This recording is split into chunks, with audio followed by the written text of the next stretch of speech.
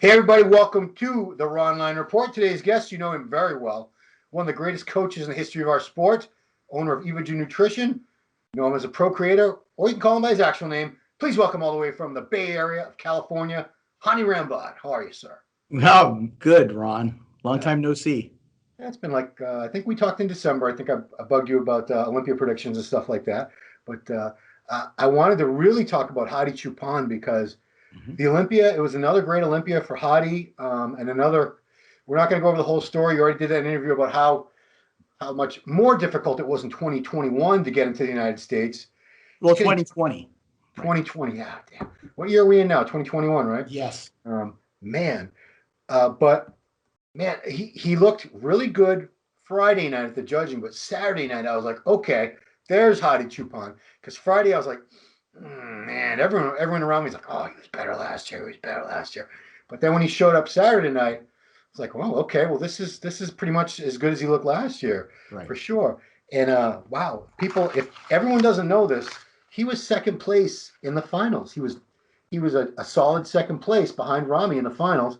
Right. Judging Friday night, he was down in fourth, and that's where he ended up. Ultimately, was fourth place. But you know, everyone's wondering, wow, what if he had looked like that or even better?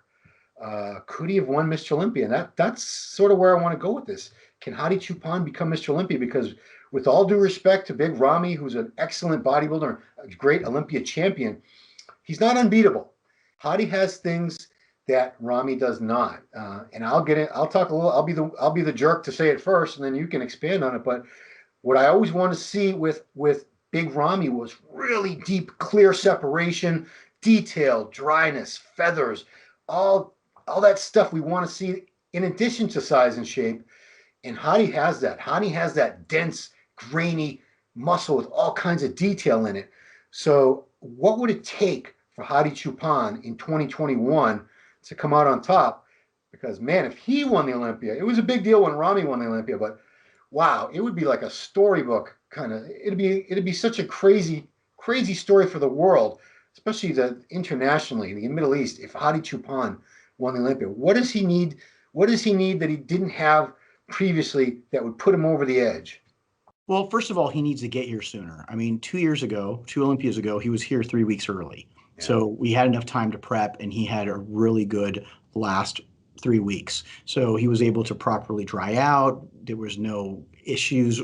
The visa had come in early, and I'm saying early because earlier compared to last year, because he got here a couple of days before the show.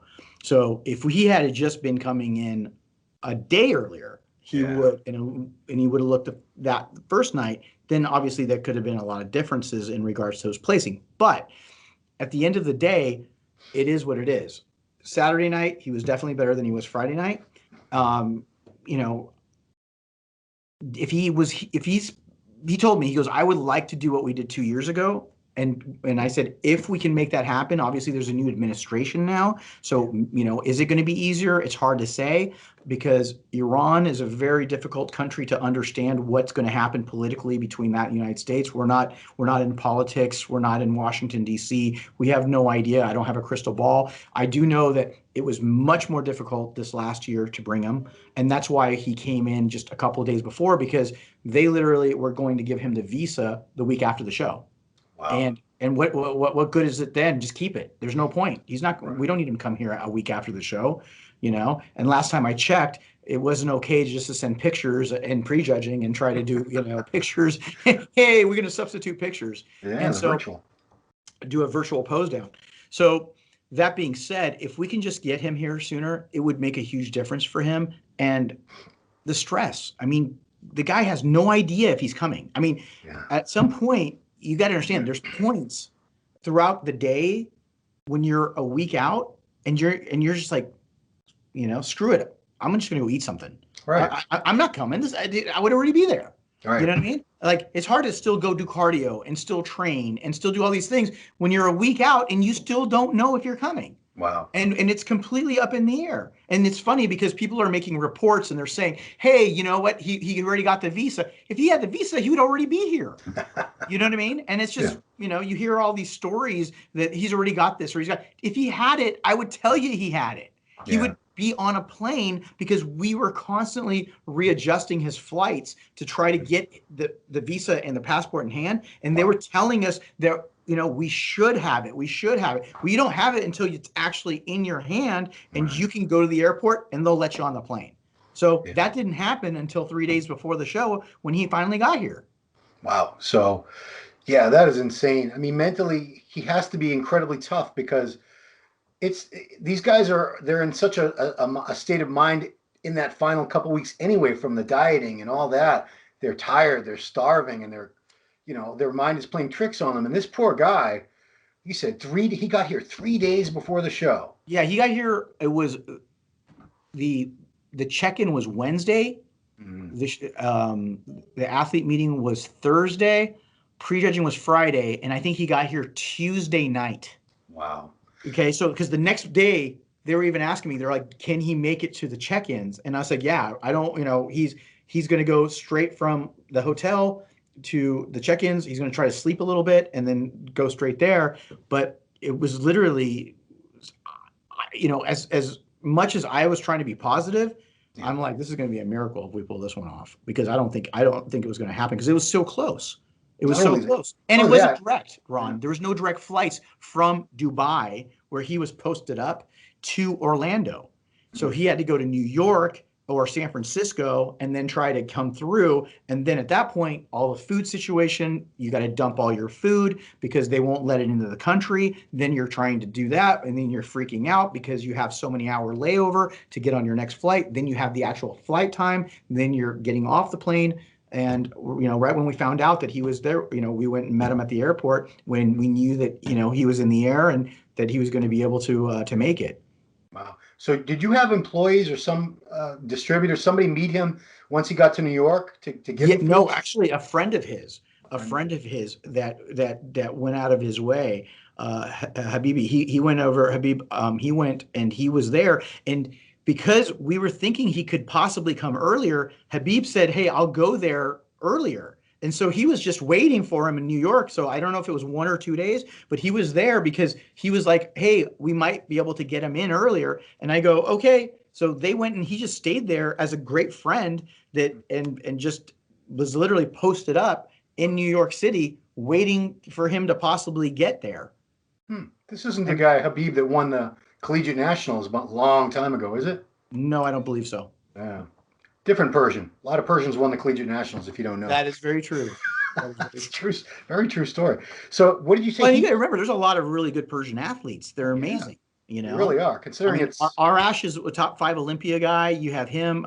He obviously lives in your neck of the woods, up in the Northeast. But you have also a lot of other guys, Upteen, and you got some other really good guys that are stateside. But then you have some amazing guys that can't come over here.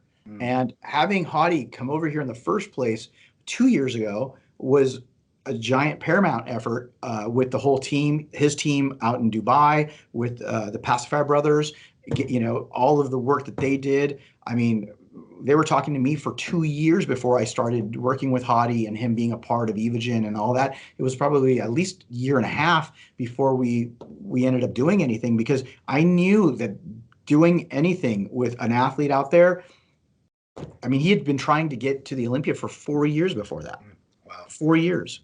Yeah, that's crazy. The other thing that amazing is America in general for 4 years. Right. He was holding something like 20 plus pounds of water when he got here. Oh yes, that was the biggest mess, because when you really look at it, and when he came in, he was over 20 pounds heavier than his stage weight. And normally I like to keep my guys within 5-6 pounds of stage weight. Yeah. And he was over 20, almost 25 pounds over from the way he looked from when he got off the plane to the way he was on Saturday. And so he was still about 4 pounds away on Friday, but it was such a huge drop that he needed that extra day, and that helped. And then he was able to look much better on Saturday. But, it was one of those things where the cards that you're dealt with, you just do the best you can. Yeah. Now, with the whole visa situation, if you found out tomorrow the date of the Olympia, if they announced it tomorrow, could you start the process of trying to get him a visa for it now, or would you still have to wait until closer to the show? No, we could start the process. The process started when it was supposed to start. The problem wasn't that we started the process late or anything like that. The problem was that where in the previous years, there's no direct diplomatic ties between the United States and Iran. Right. So he can't walk into a U.S. embassy in downtown Tehran and ask for a visa. He has to go to Dubai or another country that has a consulate office and then go through all of the interviews, the paperwork, all of that stuff has to be done offshore because there's no direct diplomatic ties. So what happened that made it much worse was the fact that with COVID, then they were stricter about traveling to those countries, and the offices internationally were closed or were only open partially. Right. And then on top of that, diplomatic ties between Iran and the UAE had basically gone away. So now that had also become a problem. So getting from Iran to Dubai in the past was not a problem. It was a 1-hour flight. Oh, but now you can't, they won't give you a visa to go to Dubai. Yeah. So he ended up going to Turkey, and then at Turkey he got jammed up and couldn't get the consulate to go see the consulate there. And then we were able to use our distributor in Dubai, and they helped tremendously to be able to get a visa for him to travel there officially through a lot of different, relationships, let's just call them, to finally get him to be able to get into Dubai and the UAE, I should say, in general, so that he can eventually then go to the consulate's office, and then they turn on the lights, and then all of the story that everyone's heard about firing up the printers and trying to, and trying to get him a printed visa. So he had to go to all these different countries. I'm curious, does he speak any other languages other than Farsi? Does he speak Arabic? Brother, he speaks no Arabic. He speaks a couple of words of English. And you got to remember, he's also deaf. He's got hearing impaired. So he has to read lips. And then to make that even more difficult, he had to deal with people reading lips with people with masks on. Wow. So I can imagine how far up from the Olympia did he leave Iran? Like 2 weeks, 3 weeks? No, he's been out of Iran for almost a month. Wow. Yeah.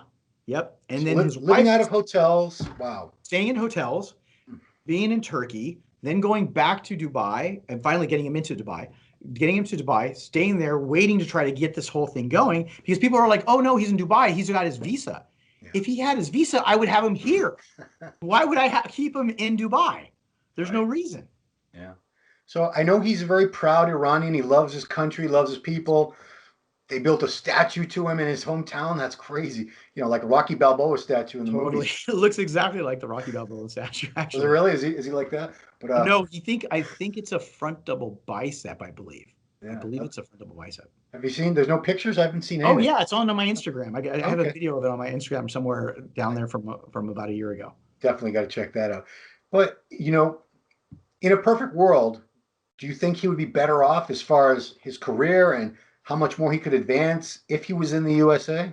Oh, absolutely. I think when you talk about straight logistics, okay, the logistics nightmare that is traveling in and out of Iran, what's going to happen is all that would basically go away overnight if he was here. But there's a huge but to this, though. He has a family. He had a baby on the way. He has several children. He has a wife. He has a gym. And honestly, you've seen what happened with Big Ramy when he wins Mr. Olympia in Egypt. It's like it's a big deal. With all these Olympias that Phil won, he won 7 straight, like dominated a lot of them. And he was such a dominant force. But at the end of the day, here you don't have people at the airport. You don't have, it's just it's not received in the same manner as it is internationally. Internationally, again, look at the airport. Even when Hadi went back with a 4th place finish, people were lined up even with COVID. They were wearing masks and they were there, and they're still hugging and kissing each other. So I don't even know what the mask was, how much it was really helping at that point. But at the end of the day, they were still there. And then the year before, when there was no COVID, it was absolutely nuts with the airport. I'm sure you saw the people putting them on their shoulders, and there was cars, and then it was absolutely crazy. And you've said that bodybuilding is much more appreciated in Iran, even than a lot of neighboring countries. You said after soccer, it's the next most popular sport. Is that right? Absolutely. Like if you Wow. look at Hadi's following, I think compared to most of the soccer players that I've seen, like it's like most athletes, Hmm. he's a big name because bodybuilding is very revered, especially recently. We had a lot of really good wrestlers, weightlifters, and now bodybuilding has become its own genre in regards to how much people enjoy bodybuilding themselves and also watching it. And I think what the connection really is, and not just in Iran, but the whole Middle East, is that you and I don't know how much you're into MMA. I love watching MMA. You not so much. Okay. You got to, yeah, your testosterone must be low. You need Oh to no, increase your testosterone. it's So almost. I love watching MMA. I love watching boxing. I love watching those types of sports.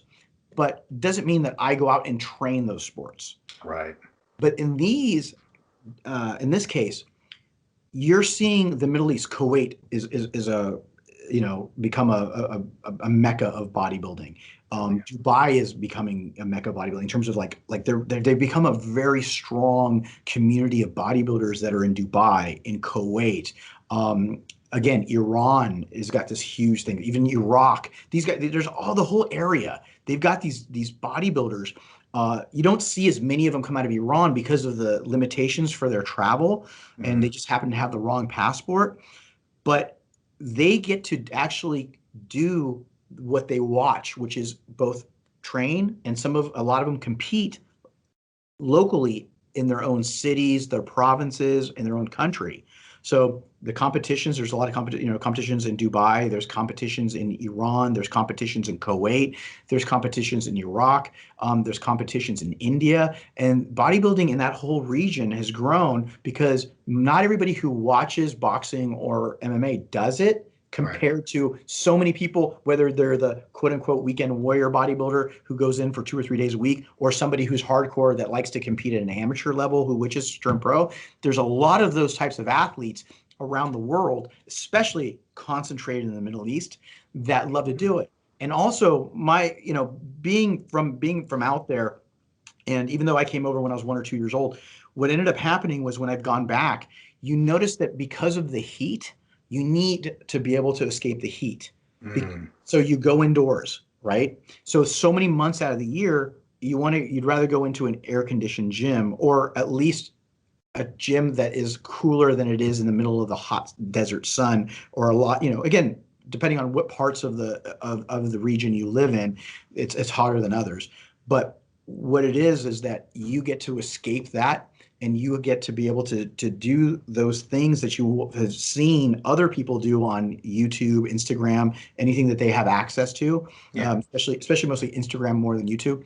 And the other thing that I've noticed is that it also gives them an outlet because there's no like, hey, I'm going to go to the bar or I'm going to go to a Mm. nightclub. Alcohol is not allowed in these countries. That's right. Yeah. Yeah. Hmm. So unless you're a foreigner that's a tourist in Dubai, alcohol is not allowed. From what I understand, again, when I've been to Dubai, I know the hotels have it and they have it for foreigners, but there's a lot of restrictions on, what you can do. And obviously, being in public with the opposite sex in, those things, you can't just be like dating like you are in Boston, right? And hang out at Daniel Hall and go out for drinks and Yeah. hang out. So they have to focus their time and effort in other things. Hmm. So they're actually more bodybuilders or, weight trainers in these countries, it sounds like, which is crazy because the fitness industry, the gym industry really came of came of age in the United States. And you throw a rock in the USA, you'll hit a gym. Right. It's hard to believe that another part of the world, which we kind of look at as, oh, they probably don't, they're probably just figuring out how to work out. They actually seem like they have far more participants in terms of bodybuilding than we do, which is wow. There you go. Well, you just explained why that's the new mecca of the world for bodybuilding. Yep. But I know you like to work hands on with clients. Everyone's seen the videos. You used to go out to Colorado to train with Phil, or he would come to you. You've always liked to have that aspect as a coach to be able to see the person, watch them train, correct their form, every little thing.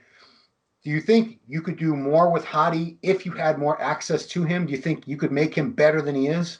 Absolutely. I think that the just the times that we've gotten together, I've seen improvement in his body parts because even at his level, he trains his ass off and he trains super heavy.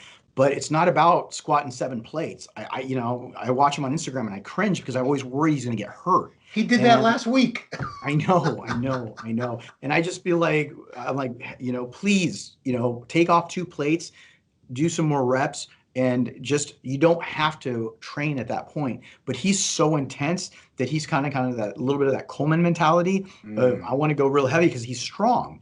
But at the end of the day, I feel that someone like him slowing it down, and even, there's a lot of professional athletes that I've seen bodybuild train, and they just really like to push around lots of heavy weight. But I feel like that is something you have to try to also be careful of, because you're more likely to get hurt, and you can get more time under tension if you control the reps and you work a little bit more on the eccentric motion, which is on the way down. Yeah. So has he trained mostly in the lower rep ranges, like 4 to 6, 6 to 8? Yeah, in the past, he was definitely doing more of that. Since we started working together, he's been doing more of the higher volume. So whether they're FSC 7 sets, or whether they're 15 to 20 rep sets, where we're trying to lower the weight by maybe 25% of where he was at before, and then hitting more time under tension and being able to do more volume and really working to grow within the pump to get him rounder. Ever since we took the wheels off of the 212 tricycle, it's been one of those things where it's like getting him rounder and thicker and fuller, and working on technique so that he can really help get better mind muscle connection on places like his back where he needs to improve, or his chest where it needs to be a little bit fuller. So those are things that we've been doing to try to circumvent the, hey, let me just bench heavy and go crazy and get bigger that way, but really get that 3D look.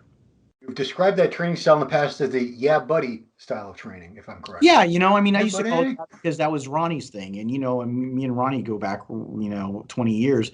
And I've seen Ronnie train that way. I think, it worked really, really well for him. But also, there's consequences and repercussions. Now, some of the stuff might be from his old football days, old powerlifting days. We don't, it's really hard to sum up. I mean, only he and his physicians really know what caused all of the damage. But at the end of the day, I do know, after doing this for as many years as I have, it does increase risks as you get to those 5, 6, 7, 8 plates when you're trying, squatting 7 plates, and doing those kinds of types of walking lunges with 3 or 4 plates, doing those kinds of things. It does increase risk exponentially. Yeah, and we wouldn't want this guy's just coming into his own now. Right. He's only done 2 Olympias, and he's already been third place and fourth place. Right. This guy has a lot of gas left in the tank. I mean, I foresee him potentially winning the Olympia. It's certainly not out of the question. But just with the training aspect of it, what if you said, Hadi, I want to program your workouts. I want you to follow these workouts. I'm going to send you this, and I don't want you squatting 700 for 3. I want you doing, 495 for 15 and maybe 585 for 10. And that's as heavy as you're going to go. Have you ever had that conversation with him, or would you? Yeah. So what happened was, when he was here, we didn't have a lot of time because of the fact that I knew that he was going to have the baby. So when he came back to California after the Olympia in Christmas, we were together. A lot of people saw that picture of him in front of our tree with Cameron and Farina's. And at the end of the day, before he left, I wrote up a new updated program for him and went over all his body parts. And again, it's one of those things that, even though you tell him something, you see it like a month later on Instagram, and he's like going Hulk, and it's like, hey, brother, please, brother, slow down, pump the brakes a little bit. But that part of his mentality is that he wants to go, because he's so used to training at that intensity and with those heavy weights, that it's a lot of the time when you work with people at that level, in many different things, not just with training. It could be diet related. It's a negotiation. And unfortunately, it's not always you arrive and drive your bus, get in the back, Jay Cutler, let's get ready for the 2009 Olympia type style, and that was a whole different type of thing. And then the communication, I got to type things phonetically. I got to, go through, one of the Pathasafar brothers and tell them, like, hey, look, man, when I'm trying to explain what's going on, because I can only type stuff phonetically for so much because I don't write Farsi and I don't read Farsi, but I can type it phonetically through English like alphabet. And then he kind of gets the gist of what's going on. Or I do a video and then he can't listen to the video, so one of his kids or somebody can listen to it and say, this is what he says. And then, you know, what Hany said. So there's these layers like to the onion of communication that makes it more difficult. And but it's something that we've been working around for years now. So I know you have this expert eye when you look at physiques, Mhm. especially with a client. You know, you pick them apart because you want the closest to perfection. You're always chasing perfection because that's the essence of bodybuilding, really, is chasing perfection. You mentioned more chest fullness with the back. What are you looking for to improve in his back?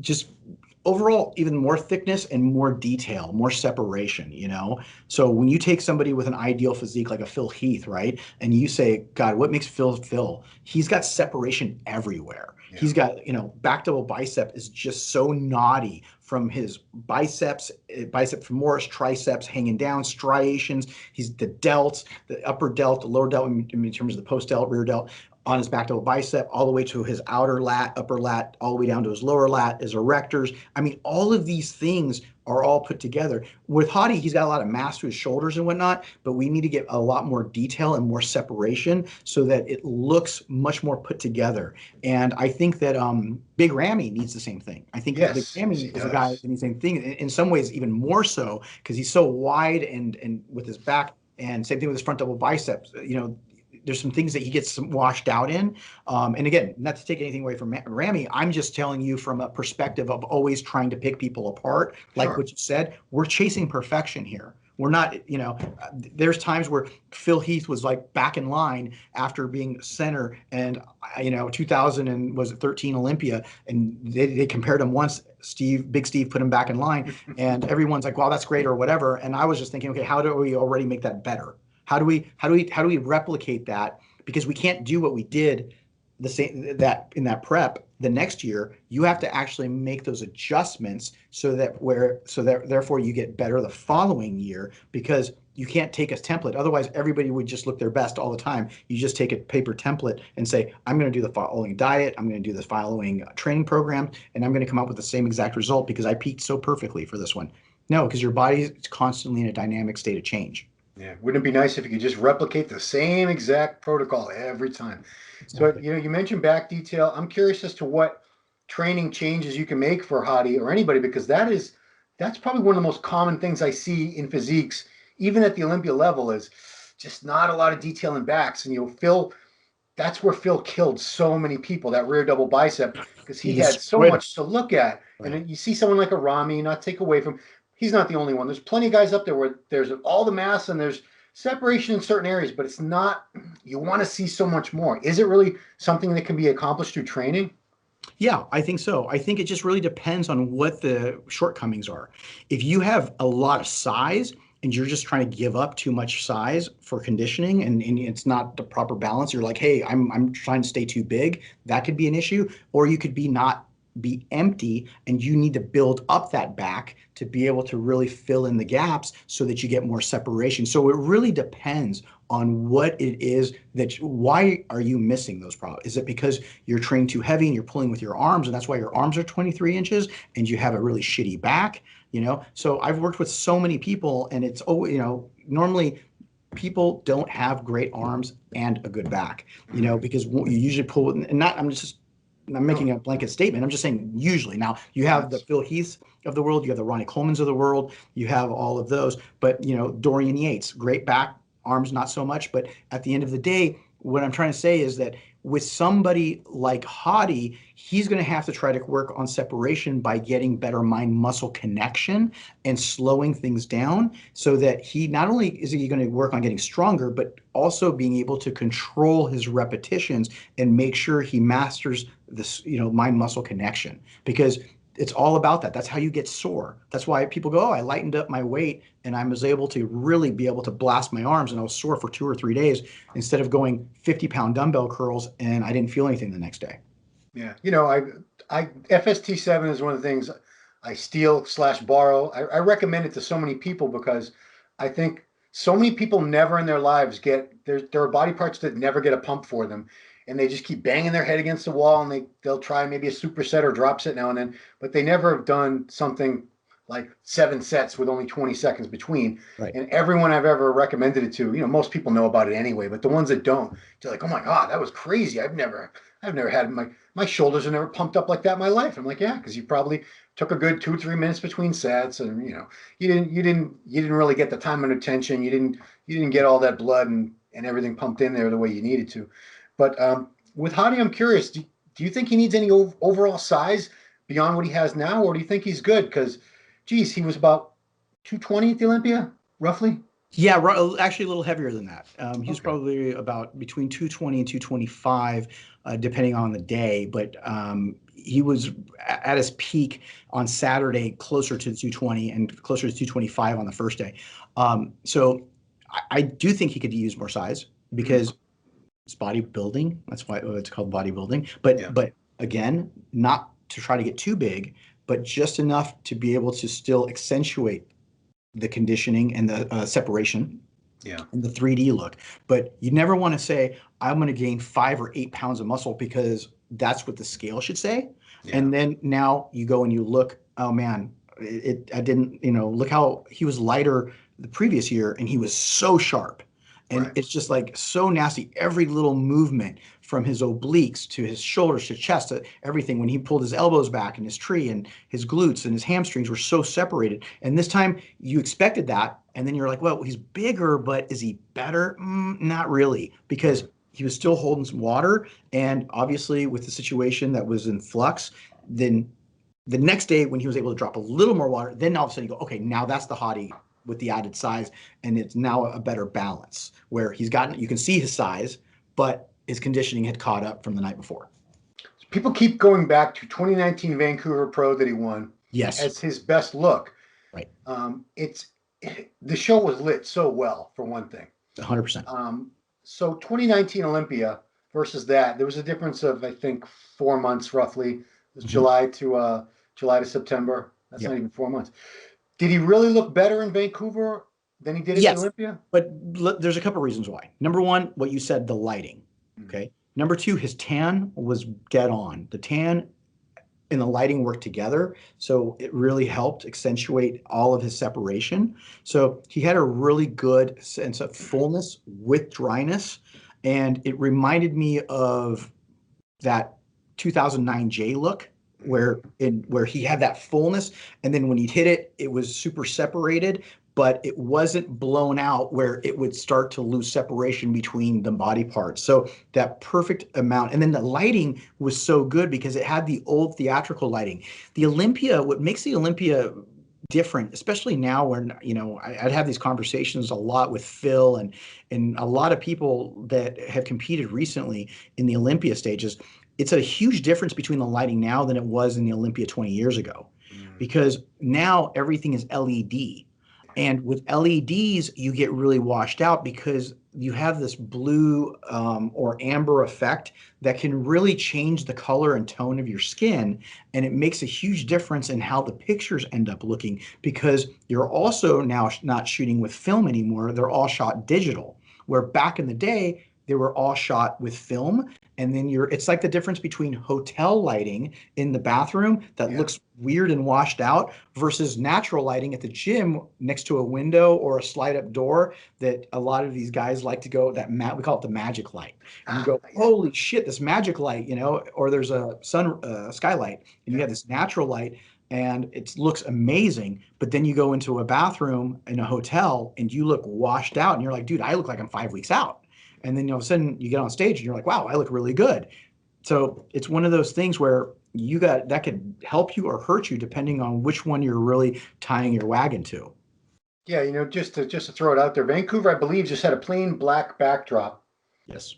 Yeah. So, it had an arch, I believe, plain black backdrop. The lighting didn't have any of that digital mumbo jumbo with all the logos. And again, not to say that you take that away, because that's part of the Olympia. You got sponsors, you got TV, you got like this. It's a very big, elaborate stage. There's lighting, there's special effects going on. There's a lot of different things going on. But does that take away from the images of the competitors?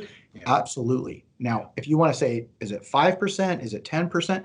it's hard to put a number on it, but it is different. And same thing happened to Portugal. When we were in Portugal, it didn't have any of that. And he looked good in the first show we worked together when I flew out to Portugal. And he had the same type of look where the lighting didn't have all the LED light. Yeah. So where's he at now? I mean, took a little break after the Olympia? Is he back into a solid off season now, even though we don't have a date for the Olympia yet? Yeah, I mean he's full bore right now. He's going crazy. You've seen the videos. He's training really, really hard. Yeah. He was waiting a bit because to give himself some rest and then have the baby. So when he got back, he had the baby, and it's one of those things where now that he's got the baby, he's got his mind's okay, the baby's okay, knock on wood, everything, mom's good, he's good, the baby's good. Now what you can turn around and do is he's been able to focus on training. So he's really just on top of it to really try to get some mileage in with the weights so that he can try to actually get ahead of it instead of just trying to push it back. Because sometimes your natural inclination is to try to build up a little bit later in the year, but he's kind of going crazy. He's going crazy. You've seen the videos. He's going crazy, and it's again sometimes a little too much for my taste because I'm worried about him getting hurt. But he's in Shiraz, he's in his gym, and he's training his ass off right now. Does he own his own gym? Yes, he owns that gym that he's at. Yeah. Yes. Okay. Yes. Yeah, because when he was doing the squats, it was seven. I believe it was 7 plates, and there was some sort of belt around them to keep them on the bar because it was just so much that they were worried. I'm sure Yeah, they were worried. it's like a bungee cord. Yeah, I mean, that was insane, man. So I assume he sends check-in pictures throughout the whole year. Do you try to keep him? Is he someone that you have to watch, or else he gets too heavy, or does he stay reasonably lean? Does he eat clean all year? Yeah, he eats clean all year. He just eats a lot more. But he's one of those guys that's just you got to be careful not to get too heavy. Just because, and again, he's not a big guy, Right. and if he ends up getting too thick and too big, he's going to lose his proportions in his midsection. So that's why a couple of pounds goes a long way. Because if he tries to get too big, what's going to end up happening is he's going to look super blocky at that point. Yeah, I mean, he has very wide clavicles he's like 5'4", 5'5".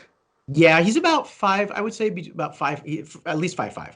Yeah, but his clavicle width, when he stands next to those guys, you can tell the actual clavicle width is equal or not better than a lot of the guys who are 5'9", 5'10", 5'11". It's crazy. He literally is almost as wide as he is tall. Right. And not only that, but you want to also continue to keep that. That's why it's really important to keep his midsection small, because if you start getting blown out, then you lose that proportionality and then it starts to look kind of not as impressive. Yeah. So what's the game plan now? Bring up those key areas and get him here earlier. Trying to do whatever we can to get him here earlier. Hopefully just being able to actually getting him here earlier or actually seeing him, because in the past too, where you'd seen our videos, we would be in Dubai and at an event, and then we get to be there for a week and train and check in and do those things, or we'd be in Europe at FIBO and check in and train for the week together, or we'd be in India and then check in and train and see where everything's at, so that we have a lot of face to face. And it's even more important to do that now than ever because of the last year, nobody went anywhere. I mean, I didn't see anybody last year. I mean, it was just the pandemic had us all on lockdown. Yeah, well, it still is, it still does. But we're hoping and praying the world gets back to normal very, very soon, because this is crazy. Man, we've all had it up to here with this pandemic. But yeah, I mean, I just want to congratulate you just for recognizing the talent of this guy and getting him over here, because he could have fallen through the cracks and been one of these people who had the potential to be so great, but he never had the opportunity to come to the U.S. and be in the Olympia.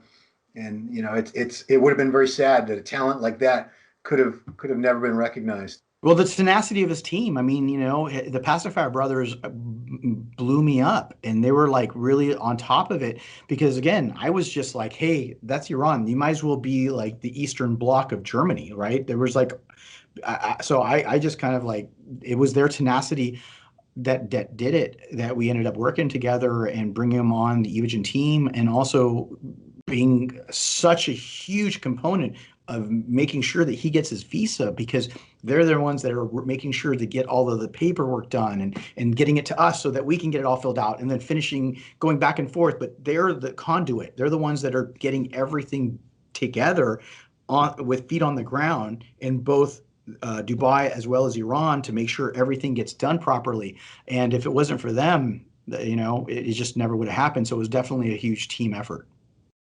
Is it pacifier, like a baby pacifier? No, pacifier is the last name. It's no pacifier. No, and actually one of the brothers, his name is Hadi too. So we have little Hadi, we call him Hadi Kuchik, and then we have big Hadi, which is Hadi Choopan, and then we have Mehdi, which is one of the brothers, pacifier. I wonder how close you were to being named Hadi. We'll never know. No? You know what? It's very hard to say. Yeah, Hadi, Hani. I was definitely going to be an H because all of my family are all H's. Okay. Doesn't Hani mean prince or something? Hani means like joyful happiness, something like that. I'm still waiting for that to kick in. I don't know. Maybe when I'm at your age, I'm going to hit 50. That'll kick in. Okay. Right now, it's yeah. Cool. Well, I think we covered everything, man. I appreciate you taking the time very much. I know you're a tremendously busy guy doing all that. I'm surprised you can even still work with athletes. I don't even know how you have the time for it. No, just like I said, they're select, because of the fact that, and that's why people always say, hey, look, man, why don't you bring on more athletes? Because, I'm trying to run the nutrition business, but it's one of those things that if it's the right fit, and there's several people, that people don't know about that I work with around the world. And that some of them are athletes, some of them are executives, and that are not in our industry. And I enjoy working with a handful of people at all times because it just keeps my skill set sharp. For those of you who don't know, he worked with a guy you might have heard of, Dwayne Johnson, The Rock. Ever heard of him, guys? I was blessed enough to be able to be a part of his team 4 or 5 years ago, and that was a great experience. And now I get to work with Dave, who's been working with Dwayne for a long, long time. So that was a great experience. But them and their team was honestly, it was a joy to work with them. You say Dave, you mean Batista? No, Dave Rienzi, who's his official trainer for the last, I would say, God, if I had to guess, it had to be at least 8 years, if not more. I could be wrong, could be closer to 10. But the 4 years ago, 5 years ago, whenever that was, when I got a chance to be a part of their team and do that, it was awesome. It was really good. He came out at the Olympia and thanked you. I remember. It was awesome. He thanked myself, thanked Dave. It was really good. Yeah. It was really good. And guys, he has an awesome podcast. You can watch it on YouTube. It's called The Truth with Hany Rambod. I think you've done 3 or 4 of them so far. No, I'm actually probably up to like about 10 or 15 if you include my Q&As and stuff, but 3 or 4 I had Ronnie Coleman on, I had Branch on, we had Seth Feroce on, and we're getting ready to schedule and ramp up more of those interviews with some of the people. And we talked a little bit about the cruises, that we did that articles together at MD. So again, a lot of people who don't know, who watch this, Ron helped me tremendously. For 10 years, the Procreator column, 120 plus different, I guess, I don't know what you call them, episodes, but I guess it was, what would you call those? Columns. Yeah. Columns, 120 columns. So every month for over 10 years. So you take 10 years, you multiply it by 12 per month, you get over 120. So from 2003 to a little over 2013, you helped me write those while I was traveling around the world. Yeah. You'd help, and I would dictate, put them all in Word format for me, and we would do some super features that were like 10, 15 pages long. We would do ones that were like shorter columns. So again, thank you, Ron. We've always had a great working relationship going on almost 20 years together. Yeah, and we wrote one time about Ronnie Coleman on a cruise that you went on, and I think you didn't have time to proofread it that month. And it had your byline on it by Hany Rambod, but I called Ronnie Coleman, in your words, an ebony mountain of muscle. So I want everyone to know that was not Hany's word. That was my word. My bad, everybody. Ebony mountain of muscle. I was so pissed for I remember a couple of years, and now I laugh about it. You get older and you get over it. But I remember I was like, Ron, what the hell did you do? Because it wasn't my column. It was a feature, and it was an interview. That's right. And then you threw that in there, and it was one of those things that it was like you threw it in there just because you thought it was going to be sound funny. But it was like everybody used it and for years. I was hearing that for like 5-6 years. I think it was hilarious. Yeah. But, yeah. Also, fellow you actually went to USBA for 4 years. I was only there 1 year. But it was a great school. UCSB. Yeah, UCSB. Yeah. Awesome school. It was great. but nobody I knew was getting out of there in 4 years. That was a problem. Yeah, well, I It didn't was either. I so stayed. cool. I stayed a little bit longer because I Yeah. loved it so much. Everybody did. I didn't know anybody that wanted to be out of there. Everyone's like, "Oh my God, I want to be here forever." It was right on the beach, parties every weekend. Oh my God, that was the best school. Wow. Anyway, cool. I do miss it. Reliving your youth.